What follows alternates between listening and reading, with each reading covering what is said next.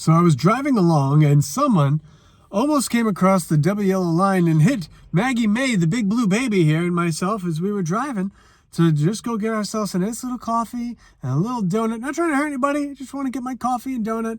But nope, someone's driving and they've got the phone up on like the 11 o'clock position on the steering wheel, and they're looking at it, they're doing something, and so they start to drift across the yellow line. So I give a quick little friendly beep and swerve out of the way and go get my coffee and do what I gotta do. But here's the problem.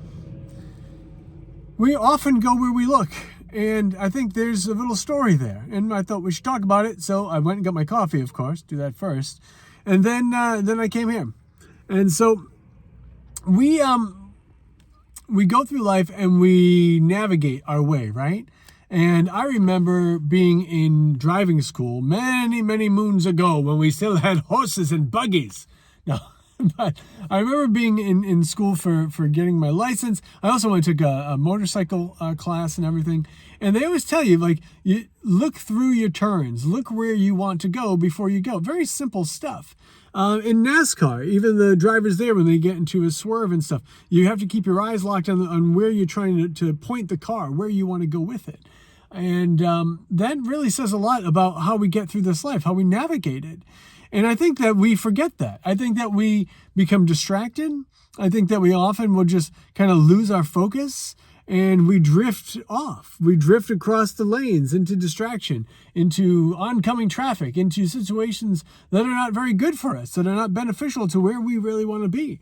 And it's unfortunate. And it's one of those things I think we become conditioned to do, to the point that we forget that staying focused and keeping an optimistic outlook and looking where we want to go isn't easy. It's a practice, and it's a habit that we have to get into. And it's never too late to correct your course, to steer in the correct path. We just have to make sure that we're cognizant about it, we're focused about it, and that we continue to do it.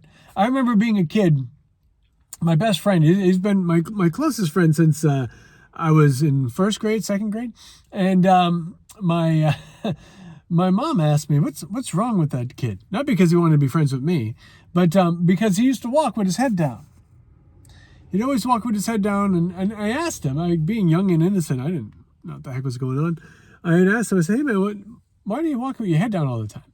And his response was that he was looking for change. And I at the time, I thought maybe it was serious. And my mom asked me, and I said, I don't know, Mom, maybe his neck is just loose or something. I didn't really have an answer for her. But I think now, as I look back about it, I think looking for change is a great answer. Not so much for monetary change, but as we look for change in our lives, we have to change our perspective. We have to look in different ways. I think we should always look up.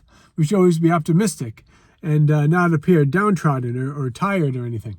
And I think it's important that we do that. But it's hard. It's hard to maintain an upbeat attitude and to stay optimistic and to always be looking forward and to look where you want to go. But if you just stay where you are, nothing is going to change, right? If you don't think tomorrow can be better, if you don't look for the possibility of even a better future or a better tomorrow, then how could you possibly get there? You're not navigating there. You don't believe it exists. If you don't believe it exists, you can never arrive. And we have to continue to stay focused upon that. We have to believe that a better tomorrow does exist for us, exists for us all, and that we're all going to get there. What is that? That's Clarice. Clarice from Rudolph the Red-Nosed Reindeer. We all pretend the rainbow has an end, and you'll be there, my friend, someday. I think maybe pretend isn't the correct word, but we all believe that there is an end to the rainbow.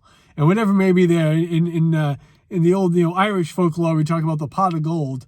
And maybe for some people the gold is the important thing, but I don't think so. I think it's the journey on that the path to the end of the rainbow that's so important. But we have to believe that whatever it is we want to manifest, that whatever it is that we think is our best reality, our best self, that it does exist and that we can get there someday. But we can't get there if we don't maintain focus. We can't get there if we don't believe, and we can't get there if we're not looking in that direction. So continue to keep your head up, continue to look for positive change in your life, and continue to navigate to those places that you need to be.